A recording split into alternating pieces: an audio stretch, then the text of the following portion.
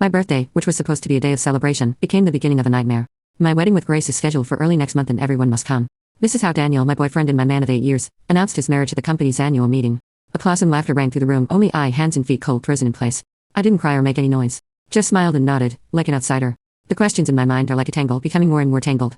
I didn't believe that he would betray me, much less that spending 8 years with him was a joke. Taking advantage of the chaos, I quietly followed. At the end of the office corridor, Daniel was talking quietly to his friend. I should have asked him directly, but my feet stopped when I heard the name. Aren't you afraid Lenore will be upset? His friend asked cautiously in a low voice. Daniel sighed, as calmly as if he were talking about the weather.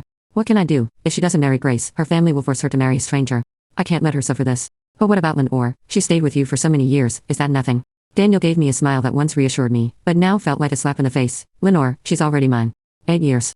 Everybody knows that. What can she do but wait for me? His every word was like a knife, piercing into my heart. 8 years, and he really just sees me as an off-show backup?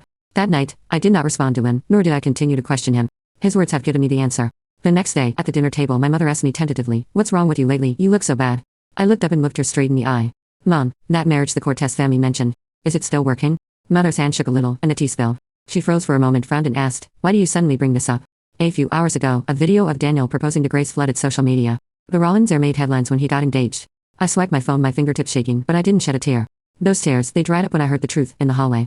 "Lenore," my mother said, a little sternly, "getting married is a big deal. I know you've been through a rough patch lately, but you can't play with your life." I shook my head, my voice firm. I have no impulse. "Mom, you didn't reject the offer right away, which means you thought Frederick was a better match for me than Daniel. I trust your judgment." He was silent for a moment, then sighed. "Frederick is a good man, but marriage is not business. You have to get to know him first. You can't be so hasty. I'll leave that to you." I rose with an unmistakable determination. "I listen to you." Back in my small apartment, I opened the door only to find the light on. Daniel is sitting on the sofa with his notebook in his hand. He looked up at me and smiled as usual. "Working so late? I happen to have a dinner party nearby and stopped by to see you." His voice was familiar, even concerned.